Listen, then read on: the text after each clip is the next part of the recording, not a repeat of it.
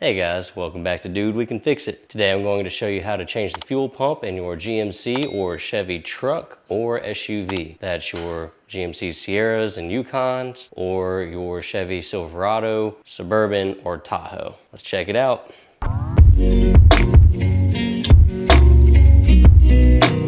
So if you're not sure if your fuel pump is faulty or not, here's a little diagnostic trick that you can do. Turn your key to the on position, count to 5, turn it off, turn it back to on, turn it off.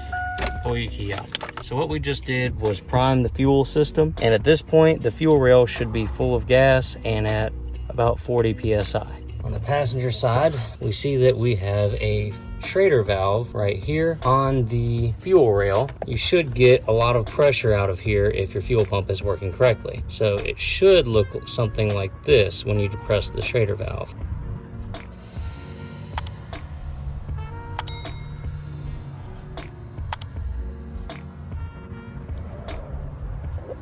If it doesn't look like that, then your fuel pump is not working. There's no pressure left on the system. If you're getting just a little dribble or nothing, your fuel pump is not pressurizing the fuel rail. It should shoot out several inches under a good amount of pressure. And that is my diagnostic trick for this. All right, so now that you've figured out that you need to change out your fuel pump, how are you going to access it? Number one, you can drop the fuel tank, which I am not going to show you how to do because this is the most difficult method. Number two is the next easiest. That would be taking the bed and removing it, or if you have a couple of hands, this works pretty good. You unbolt the bed, then you can just pick it up, scoot it over a few feet or back a few feet, and then change the fuel pump. To remove the bed, there are 4 bolts on each side. Starting up here at the driver's front of the bed, that bolt right there needs to come out. That bolt right there needs to come out. This is right in front of the wheel. Another angle from the wheel well right here. And then we have 2 in the back. You can see this contact point right here. You will access that through this hole in the frame rail. And then you have 1 more right here by the tire. We have this hole in the frame rail. That's the 3rd bolt. And then we pan over, 3rd bolt, pan over. There's the 4th bolt all the way at the back of the bed. And once again, there's an access hole in the frame rail. Once you get these 4 bolts out, there are 4 more in the same locations on the passenger side. And then you'll need to remove this electrical connector here and this electrical connector here. And that will allow you to remove the bed. And then whenever you put it back on, just make sure to put those 8 bolts back in and reconnect these 2 electrical connectors, or you will not have lights on the back of your truck. Option 3, which is my personal favorite, is to simply cut an access panel in the back of the truck. Here in a second, I will give you measurements on this. I like to do this with a grinding wheel, as you do not want to cut too deep, because you could damage the tank, the hoses, or the wires. So choose your method and then meet me in the next step. So I'll give you some quick measurements in case you want to do this same thing. So we have 5 inches here from the front of the bed, 17.5 to here, and then from the inside of the bed we're at 1 foot and 25.5 inches. Whenever you cut this, make sure you don't cut too deep. I recommend using a side grinder. That way you don't hit the tank, the wires, or hoses. And take your time, be careful with that. All right, so let's go ahead and remove our electrical connectors. First, we're going to take this little safety off. So you just need to push down on this piece in the center, pull this clip out. Then you'll be able to depress here, pull this harness off, then pull up on this tab, pull this electrical connector out.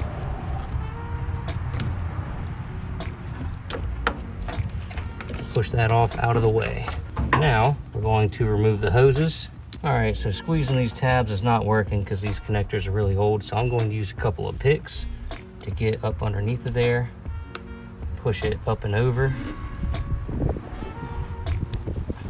Then I'll be able to get this hose off. The center one, you'll just squeeze top and bottom. Should be able to pull that off, no problem.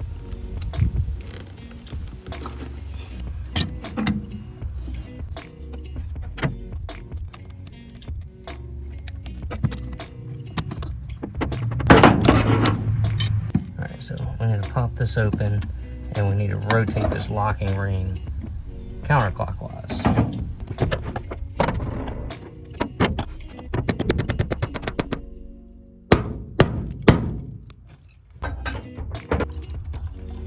And remove the locking ring and pull the fuel pump straight up and out.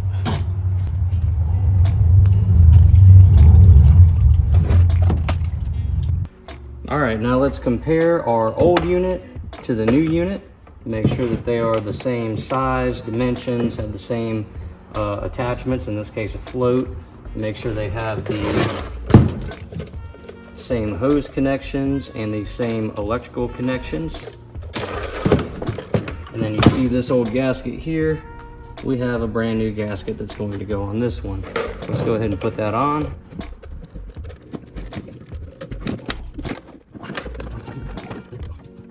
All the way up to the top. There we have it. Now this is ready to install in the vehicle. All right, now before we install the new fuel pump, we need to clean all of the debris off of this working area. Whenever you wipe this, make sure you wipe outwards away from the opening. That way you don't contaminate your fuel.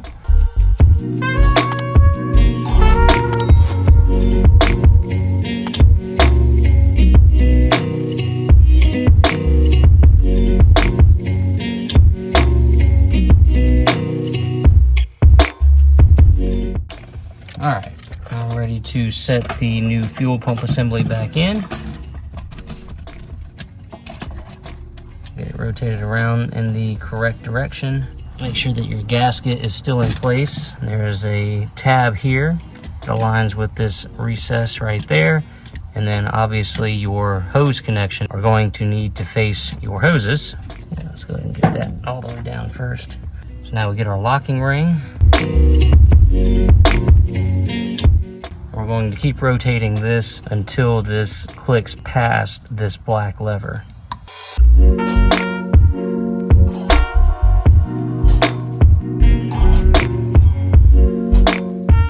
There it is.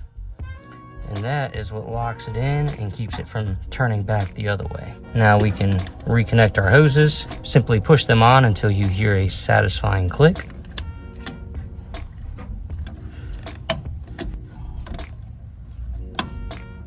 Reconnect our electrical connections. Start with the large one here. Put our locking tab back in.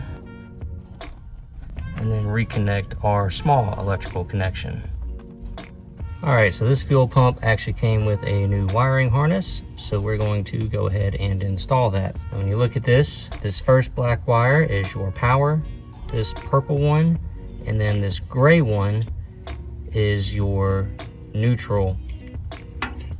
So this first black power wire, we're going to hook it up to the black wire coming from the truck harness. Then we're going to get our purple wire, hook it up to the purple wire coming from the truck harness. We'll get our gray wire and hook it up to the gray wire coming from the truck harness. Now our last wire is also a black one, however, it is striped. So that is going to go with our orange and black striped wire here, coming from the truck harness. Now I'm going to zip tie all these wires back to the factory harness. That way they do not pull apart.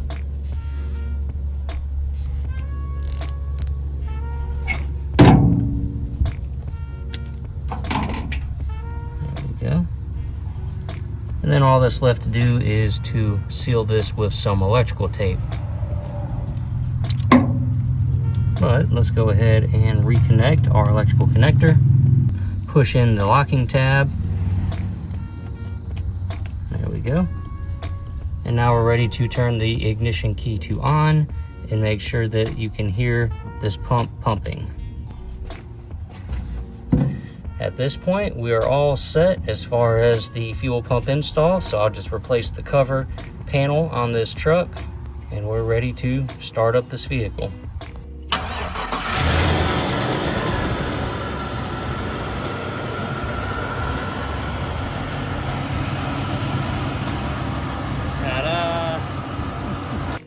Well guys, that's how you change the fuel pump in your GMC or Chevy truck. Hope you enjoyed this video. Please give us a thumbs up, subscribe to our channel, and turn on your bell notifications for future videos.